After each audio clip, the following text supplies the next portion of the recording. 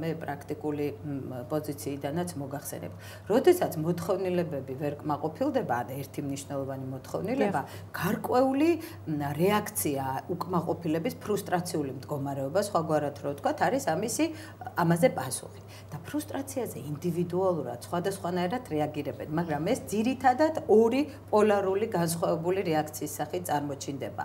ვიღაც უფრო მეტი აგრესიით პასუხობს, ანუ პროტესტი იზრდება, მეორე ითრგუნება და უფრო დეპრესიული მიმართულებით, ანუ აი ამ წრფეზე ორი უკიდურესობისკენ მიმავალი ტენდენციები იჩენს. ანუ შეგვიძლია თუ არ ვთქვათ, რომ ნებისმიერ შემთხვევაში შიში ნეგატიურ შედეგს იწვევს. თავისთავად ეს ჩვენ ალბათ არ ვიქნებით ახალი ველოსიპედის აღმომჩენები, თუ ვიტყვით, რომ კაცობრიობის განვითარებამ აჩვენა, რომ დათრგუნული შიშის მდგომარეობაში ავტორიტარული, არადემოკრატიული მიმართებები ნებისმიერ სისტემაში იქნება ეს მიკროსოციალური თუ მაკროსისტემა არ არის პიროვნული განვითარების და ამ გაგებით საზოგადოების სამოქალაქო საზოგადოების განვითარების წინაპირობა. ეს არაფერს კარგს არ მოიტანს. ორი ვარიანტია, მესამე ვერ იქნება. ან იქნება დათრგუნული, დამონებული ცნობიერების მქონე თაობა, ან იქნება აგრესიის ტალღის გამძაფრება და მე ვფიქრობ, არავის ჩვენ ეს არ გვაწყობს. ქალბატონია, თქვენ როგორ ფიქრობთ,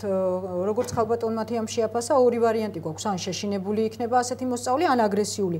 ორივე შემთხვევაში განათლების მიღების თვალსაზრისით ეს ადამიანები შეძლებენ სრულფასოვანი განათლება მიიღონ, ან мотиваცია ექნებათ ან შეშინებულს, ან აგრესიულს იმისი, რომ მიიღოს აი ასეთი განათლების სისტემაში სრულფასოვანი განათლება და შემდეგ გამოადგეს თავის ქვეყანას. საქმე ის გახავთ, რომ მეც სწორედ ეს მინდოდა მე თქვა, რომ მართლა მესამე გამოსავალს მე ვერ ვხედავ იმ შემთხვევაში, თუ ეს წნეხი გაიზრდება და გაიზრდება სკოლაში და რომ არ ყოფილიყო ამ ტიპის ჩვენი საგანმანათლებლო სისტემა, ეს კი ნამდვილად უნდა ვთქვათ, ამიტომ იყო ჩადებული სწორედ ეს საბჭოების, ამავე საბჭოების სისტემა სკოლაში, რომელსაც უნდა თვითმმართველობა ეწარმოებინა სკოლის დონეზე, რომელსაც ვთქვათ, იგივე თანხა უნდა მოეზიდა თუ საჭირო იყო შემდგომი განმანათლებლო პროცესისთვის, დისციპლინარული საკითხები უნდა მოეწესრიგებინა სკოლაში, დირექტორი უნდა გაეკონტროლებინა, ვთქვათ, ბიუჯეტი როგორი ხარჯება და ასე შემდეგ. და როდესაც მე მქონია ხოლმე შეხვედრა, ვთქვათ, უცხოელ ექსპერტებთან და მეკითხებოდნენ, რომ აი რა ხდება საქართველოში, კარგი, თუ კი მე დამავიწყდებოდა რატომღაც რომ აი სკოლაში თვითმმართველობა ინერგება, მათ არასდროს არ ავიწყდებოდა და მეუბნებოდა, რომ აი ეს ხო არის ძალიან დიდი პლუსი, ვთქვათ, დღეს რომ თვითმმართველობა არის უკვე სკოლებში და მე ფორმალური აღმოჩნდა ეს თვითმმართველობა. საქმე რა არის, იცით, ჯერჯერობით ეს აღმოჩნდა არასიცოცხლისუნარიანი. იმიტომ რომ ამას ჭირდებოდა მხარდაჭერა ყველანაირი და ამას არ ჭირდებოდა, რა თქმა უნდა, ფსიქოლოგების გაშვება სკოლიდან და მანდატურების შემოყვანა სკოლაში. იმიტომ რომ სკოლის დეცენტრალიზაციის იდეამ ამ მანდატურების ინსტიტუტმა ფაქტობრივად ბოლო მოუყო. იმიტომ რომ ეხლა ესენი არიან ადამიანები, რომლებიც დიდწილად განკარგავენ, ესე იგი, წესრიგს სკოლაში და არ არიან პასუხისმგებელი სკოლის დირექტორის წინაშე. ეხლა რაც შეეხება შიში ჩანს სწორედ იქიდან, რომ მანდატურები უნდა ისხდნენ რაღაც გარკვეულ კალაპოტში, ხო? მათ აქვთ თავისი წესდება და ამ წესდების მიხედვით უნდა იქცევდნენ. თუ კი რომელიმე სკოლაში მანდატურები გადააჭარბებენ თავის მანდატს, რა თქმა უნდა მასწავლებელსაც დირექტორსაც უნდა კონდეს საშუალება, რომ რაღაცნაირად პასუხი აგებინოს ამ ადამიანებს, მაგრამ ვერ ამოქმედდა ეს მექანიზმი. იმიტომ რომ ეს მანდატურები, პასუხისმგებლები არიან სადღაც სხვაგან, მათ აქვთ მაღალი ხელფასი, მათ აქვთ მაღალი მისია და ისინი, ვის წინაშეც არიან პასუხისმგებლობები, არიან სადღაც მაღლაზევით. ამიტომ სკოლა მოექცა ახლა მათი წნეხის ქვეშ. ანუ რა იყო მანდატურების სისტემის შემოღება? უნდობლობა იყო პედაგოგების და დირექტორების მიმართ? ეს იყო გაფორმებული როგორც უნდობლობა მოსწავლეების მიმართ. რაც ნიშნავდა, რა თქმა უნდა, იმას, რომ პედაგოგები და დირექტორები ვერ აგვარებენ ადგილზე სიტუაციას და იქ არის იმ ტიპის დარღვევები, რასაც ჭირდება ძალისმიერი ჩარევა. თუმცა მე ვარ ღრმად დარწმუნებული, რომ უსაფრთხო სკოლის კონცეფცია იმუშავებდა სწორედ იმ შემთხვევაში, თუ კი გაძლიერდებოდა სოციალური მუშაკის და ფსიქოლოგიის ინსტიტუტი სკოლაში და არა, ვთქვათ, ესეთი პოლიციური ტიპის ინსტიტუტი. ხა მე თვითონ მართლა კიდევ ამბობ, ვასწავლდი სკოლაში და ჩვენ სკოლაში სკოლაში საერთოდ არ მინახავს პოლიციელი, რა თქმა უნდა, იყო პრობლემები ზოგჯერ მოსწავლეებთან დაკავშირებით, მაგრამ ჩვენ მე ვასწავლიდი ბატონი გურამ რამიშვილის სახელობის სკოლაში, ჩვენ ძალიან კარგად ვიცოდით როგორ ურთიერთობა უნდა ქონოდა ახალგაზრდებთან, როგორ უნდა განგვემუხტა ის კონფლიქტები, რომელიც პერიოდულად წარმოიშვებოდა ხოლმე და წარმოიდგინეთ ახლა ნამდვილად არ მქონია პირადად მე როგორც კლასის დამრიგებას 10 წლის განმავლობაში ის პრობლემა რომ როგორმე ახლა პოლიციელი შემომეყვანა რომ მოეგვარებინათ ჩემს მაგივრად საქმე. ეს იცით რა კიდე ერთხელ ვიტყვი ერთ რამეს რომ სკოლა არის ძალიან ღარიბი დაწესებულება დღეს. ამიტომ ყველაზე იაფი საშუალება ამ ღარიბ დაწესებულებაში შექმნილი პრობლემების მოსაგვარებლად იპოვეს ეს რომ შემოიყვანეს მაღალხელფასიანი მანდატურები. სინამდვილეში სკოლაში ფული უნდა შევიდეს არა მანდატურებთან, არამედ პედაგოგებთან. აი როგორც კი პედაგოგებს ექნებათ ღირსეული ანაზღაურება, როგორც კი მათ ექნებათ ის პირობები, რომ მათ თავისი ფუნქცია, ცოდნის გადაცემის, ცოდნის მიღების ფუნქცია შეასრულონ, არავითარი მანდატური სკოლაში საჭირო არ იქნება. გასაგებია, ვისარგებლო შემთხვევით და მე მაინც მინდა რაღაცა პოზიტიური და ოპტიმისტური ნოტა ჩამოვიტანო, იმიტომ რომ ნამდვილად სურათი ასე გამოიყურება, გეთანხმებით ხალბატონო ია, მაგრამ თუ გვისმენენ განათლების წარმომადგენლები, ყოველთვის გავახმოვანები პოზიტიურ პერსპექტივას, რომ რეალურად სკოლის ფსიქოლოგების დათხოვნის მოტივაცია სამინისტროდან ჟღერდა ისე, რომ დავეთანხმები, რომ რიგ შემთხვევებში ეს სკოლის ფსიქოლოგები ითავსებდნენ ისეთ, ასე ვთქვათ, წარმოადგენდნენ იმ პროფესიებს, რომლებიც საერთოდ არ იყვნენ ფსიქოლოგობასთან კავშირში. მაგრამ ეს ნიშნავდა, რომ ეს სისტემა საერთოდ ნომოესწრო. არა, აბსოლუტურად არა და ჩვენ რადგან გვაქვს გარკვეული შეხება სამინისტროსთან, ნამდვილად სიტყვიერი შეთანხმება არის. ეხლა მართლა უკვე დასრულებულია, კარგად უნდა შემუშავდეს ეს სტანდარტი. ჩვენ წინააღმდეგი ვართ კალკირებით გადმოვიტანოთ სხვა ქვეყნებიდან ის სტანდარტები, რომლებიც ადგილობრივ სპეციფიკას არ ითვალისწინებენ და არ მუშაობს ხოლმე, როგორც ყველა ტესტს სჭირდება ადაპტაცია, ასევე ნებისმიერ სტანდარტს და აი უკვე დასრულების ეტაპზე გავდივართ სკოლის ფსიქოლოგის სტანდარტისა.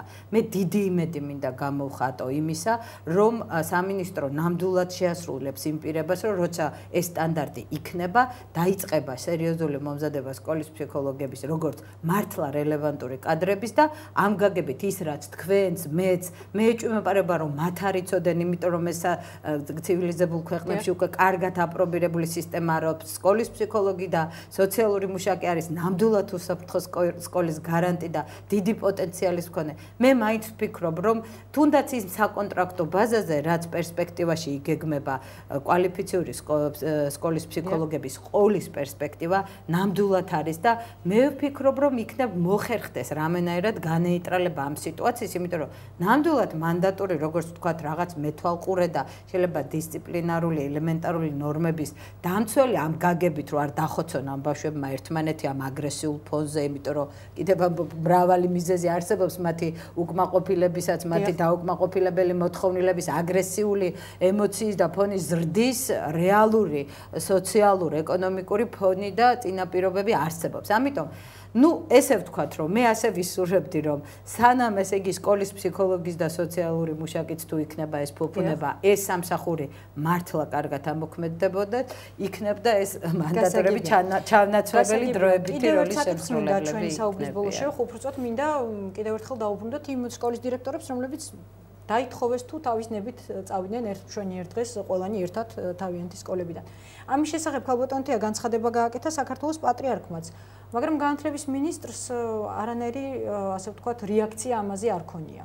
როგორ ფიქრობთ, ამ შემთხვევაში რატომ აკეთებს შაშკინი იგნორირებას პატრიარქის განცხადების, რომელსაც იმედი გამოთქვა, რომ ამ დირექტორებს დააბრუნებენ? მე უსმინე ამ სიტყვას და ამ ქადაგებას ძალიან ყურადღებით და ის პოზიტიური მუხტი, რომელიც ტრადიციულად მოდიოდა ეკლესიის წინააღმდეგ აქაც ძალიან მკაფიოდ, ძალიან დადებითად, ძალიან მიზანმიმართულად იქნა გარკვეული ნათელი მისამართის მიმართ გაგზავნილი, მაგრამ რეალურად შესაძლებელია ისევ ჩემ ჰიპოთეზას გამოთქვან. შესაძლებელია იმ მიზეზით, რომ ვთქვათ, პრეცედენტის დაშვება შეიძლება არ უნდათ, რომ ვთქვათ, ამ გაგებით ჯერ უმწიფარმა მოსწავლეებმა თავიანთი პირობები უკარნახონ სამინისტროს. ანუ იგივეა მიზეზი დათმობა. შესაძლებელია ვთქვათ, ეკლესიის რეკომენდაციებს და ჩარევას საერო ამ საქმიანობაში როგორც ასე ვთქვათ, პრეცედენტის არ დაშვების ან კიდევ ერთხელ ასე ვთქვათ, ამ საკითხის მიმართ ნეიტრალური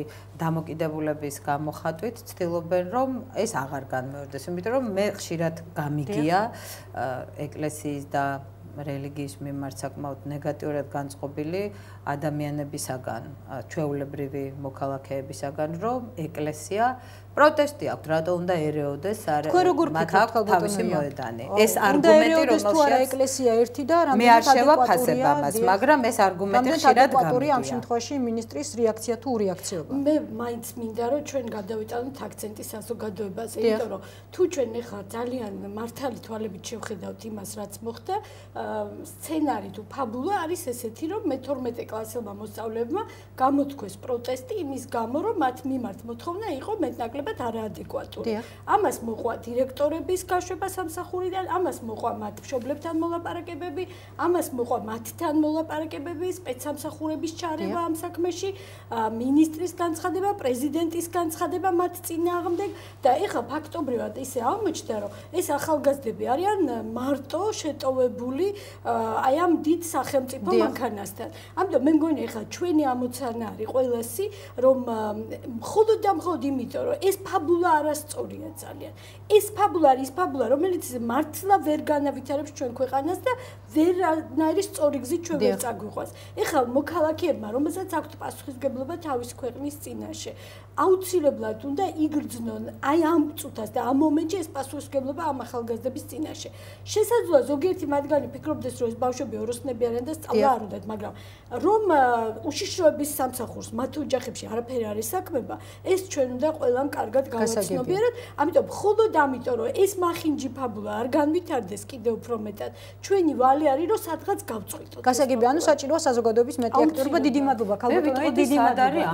ძალიან მოკლედ დრო თვითონ ბავშვთა და მოზარდა უფლებათა დამცველები. თუ მათ ასე უვარდებიან უშიშროების თანახმდებლები, სად არის ის უფლებათა დამცველები, რომლებიც უამრავ გრანტებს მინდა დაგერწმუნოთ, იღებენ იმაში, რომ მოზარდების და ბავშვების უფლებები სამწუხაროდ დრო აღარ გვჩება, თუმცა ეს ძალიან საინტერესო საკითხია. დიდი მადლობა კიდევ ერთხელ ქალბატონთია და ქალბატონოია.